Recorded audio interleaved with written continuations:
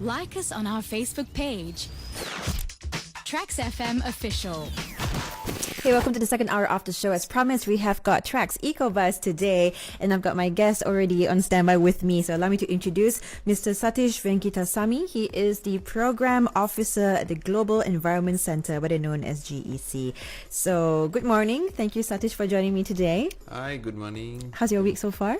Yeah, it's very good. So far, so good, yeah? So far, so good, yeah. Okay, so we are here for a purpose and we are discussing about water management. But before we get to that, perhaps you would like to enlighten our listeners to tell us what is the Global Environment Center all about? What do you have to do? What's your responsibilities like? Do share with me. Okay, first of all, thank you very much for giving us the opportunity. It's a pleasure. To talk about the most important element in the earth, water. Yes. So about GEC, actually, it's a local NGO established in 1998, working on environmental issues mainly on local and also global level. But globally, we are mostly known for peatland issues. I see. Okay. Okay. We have main 4 programs. River care program, forest and coastal program, peatland program, and also outreach and partnership. I see. So I'm actually from river care program as a program officer, and what I'm actually doing in GEC is basically I'm entrusted with water management, river basin management, and also solid waste management. I see. So yes, all in all, that's where you are actually responsible in when it comes to river care management, and clearly today you're the best person to talk to us when it comes to managing water. So let's jump straight into understanding the current state of Malaysia so far. So how are we managing our water here in Malaysia? Okay, so in Malaysia, overall, actually the water management is good actually. Okay. Okay, so this one we can tell based on some of the indicators. So firstly, we have an average of 95% of our population served with treated water supply. Okay. That means close to 100%, although we are not there yet. Right. We are still 95%. That means 24/7 you're getting water. Correct. For example, 3 a.m. in the morning you're waking up, you still get water, because at other countries this is not still the case. Really? Developing countries and everything. I see. Okay, forgetting you're putting aside the water rationing and water cut one part, but over the years, almost we always get water availability. We're blessed that way. Yeah, we're blessed with that. Secondly, our treated water supply, the water that we are getting from the tap also, actually is in a very good quality. Okay. Because sometimes you get the water is available to you, but the treated water in the tap is still not good for your consumption. You have to filter and everything. Correct. Of course, there are filtration and everything going on, but overall, our treated water is still in a good quality. Okay. Is it on the side of safe consumption, or we still actually need to go for the filtering option? Generally, it's still safe for consumption, but normally people go for filtration because for the pipes and everything rusting from there. But chemically, for the water itself, it's actually in a good quality. I see. Yes. So that's a good thing to know, that we are in a very very blessed country with water supply, clean water, treated water at that. And so far, what are the challenges and how sustainable is our current approach? Because if we don't take care of our water from today, then we don't want to eventually be in a position where it deteriorates, water is not good anymore, we don't have enough supply. So are we doing well as Malaysians taking care of our water, or do you think more Malaysians should actually take more or a better approach in managing our water supply? Okay, so as I first said, when I said overall the water management is good, that means it's managing water in the top level. That means as a federal or state level. That means from agency wise. But once we get the water, for example, when public get the water, that's where we still have challenges. So first we have to define where the water actually being used. Right. So for your kind of information, water actually in Malaysia around 76% mainly used for agriculture. Okay. 76%. Around 76%. That's quite a number. Then around 13% for industrial purposes. That means for their manufacturing, cooling purposes, treatment, and so on. Yeah. Then 11% for the domestic consumption. That means whatever our drinking water. Yes. potable as well as non-potable, from the tap water. Okay. So these are the main three elements. But beside this, we have another usage which we always neglect, where the water also needed for environment. That means besides human, of course, plants need water. That's true. Animals need water. So whenever you have pollution, whenever you have water cut, water rationing, you only think about us actually. Correct or not? Yeah. Humans only we think about. We also have other species that Correct. rely on us, and they actually get affected mainly by our activities actually. Right. Okay. So can you give us an example for us, for perhaps the human beings who's tuning in right now? Oh yes, the animals, the flora and fauna are affected as well, but in what way that we are not looking at it? Maybe you can put us into perspective to understand. Okay. So the main way is actually the pollution. Pollution. Okay. So first we have to know, for example, our water resource, because although we are getting from the tap actually the water, the end product, so we have to know where actually the water comes actually. Right. In Malaysia, 97% of our drinking water comes from river. Okay. So river not only provides water for us, but it's also a habitat for other animals and plants. Correct. So when you pollute the rivers, for example, the water resource, you are not getting water. Same times you also affecting the habitat for the other animals and plants, which also they are depending on the river for their for their livelihood. I see. So these are the examples. So that also crosses with our waste management in the sense that we are not disposing our garbage and rubbish appropriately, and when it will end up to the rivers, and that's where it actually affects our water supply, and not just ourselves but the animals and the plants and the trees as well. Pretty much everything is affected now. So you've mentioned it on the top level, we are doing pretty well, our management of water, but it's just on our level itself that we have to improve a lot more. So do advise us, apart from not throwing rubbish or disposing our garbage wherever that we want to, any other way that we can actually improve our usage of the water perhaps? Okay. So firstly, for how public to use the water, to manage effectively water management means, Correct. the first they have to get two things in their mind right actually. First, you must care for the source actually. For example, when you buy a shoe, this brand, okay, somehow this X brand, okay, this actually from that country, so for one extent you normally will tell, although when you wear that shoe, you will tell actually I'm wearing the shoe made in that country, although you didn't go to that country and buy. Correct. Yes. Same thing goes to the water. Actually the water we are getting from the one source, which is river, or sometimes groundwater, or a lot of sources. So if you want to manage the water, you must take care of the source. Correct. Because you just imagine one day you don't have source, how you'll be getting water actually.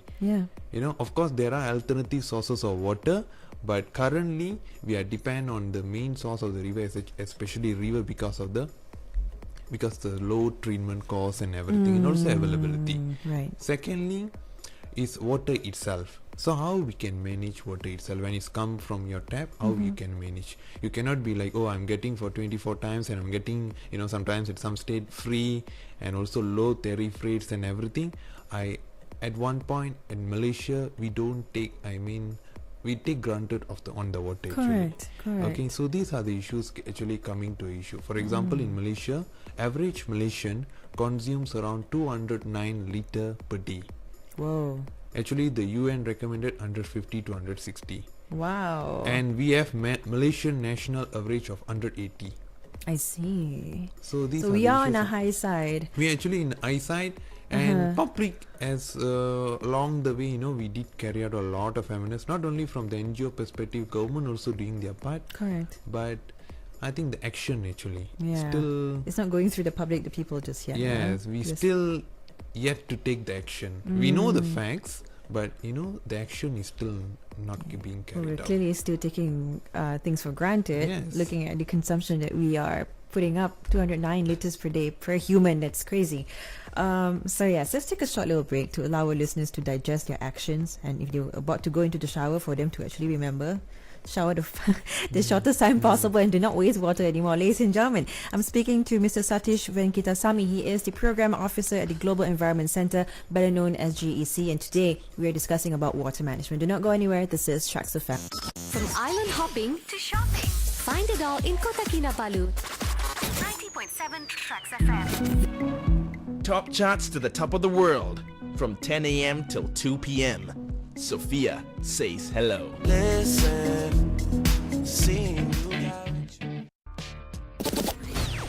Like us on our Facebook page.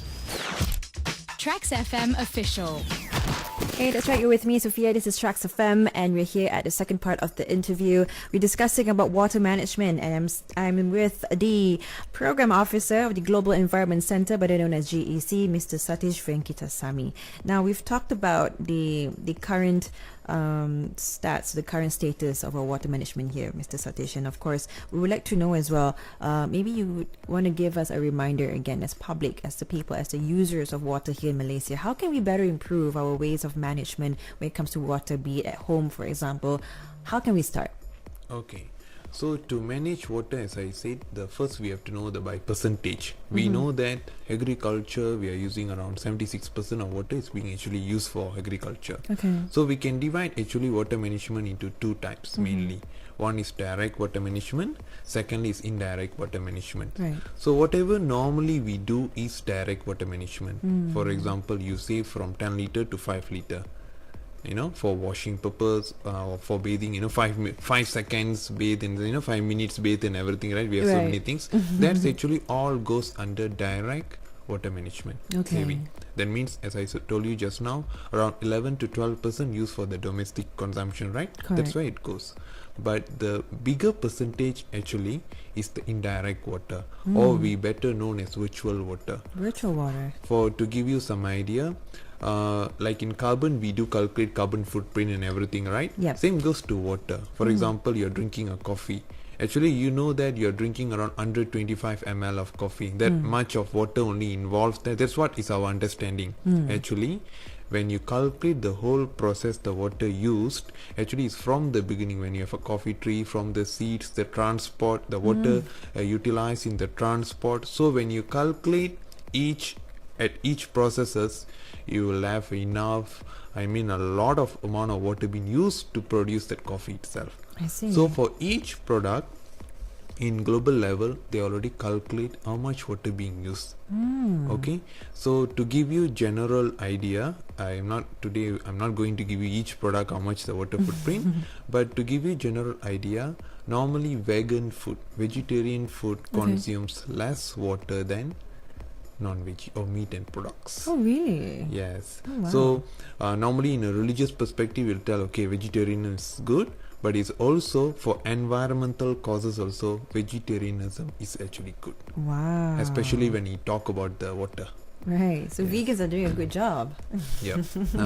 So that's actually about the indirect water management. Okay. So whatever currently we are doing is basically direct water management. For example, in his house, you can start even with actually in the toilet itself, because in house normally for your flushing, that's where the water being used. I'm not going to tell you don't flush, but basically you can apply some water saving because nowadays you have a lot of water saving technologies to have a single dual flush system. Yes. To put a plastic bottle with filled up with sand in a tank and to reduce the water, the water used in a tank basically. Correct. Then it's also for the usage perspective. For example, a lot of houses we have gardening, So whenever for garden, actually even in GEC study we found out that a lot of water also used for gardening basically. I see. Gardening especially because just imagine a guy, he opened the tap for when open basically you want to water the whole garden. Normally when he's opened the tap actually for 2 hours he won't close because the pipe and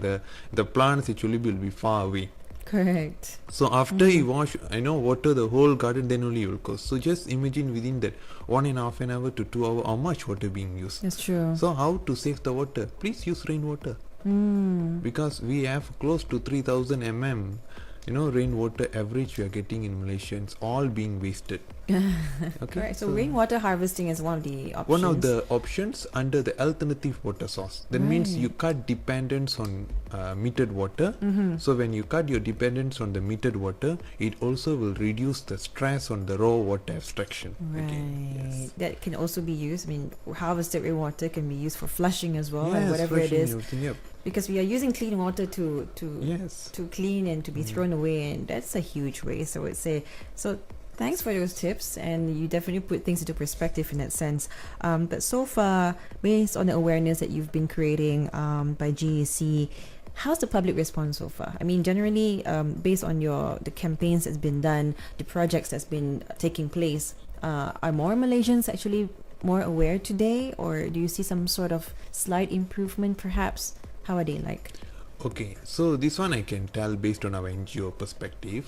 Okay, so we in GC, we work closely with schools, because schools, we know that's where the education starts. Correct. Especially environmental education should start there, because they have a big role. Not only they can cultivate the skills, but when they go back to their houses, they can tell their parents, okay, this is what I learned, you should do, so parents will be okay, I should, they will do. That's Beside students and education institutions, we also work with public communities, business partners, and even government stakeholders. Yeah. So what we notice is basically in Malaysia, yes, we do aware. It's not about the awareness on water as per se. Everybody knows you do not throw rubbish into the river. Not only into the river, into the drain, into the sea. Don't throw rubbish at all. Yes. Generally, I mean, it's we know that, correct or not? We are do. aware. So it's basically, again, I'm telling the action. Yeah, the mindset, I guess. The mindset.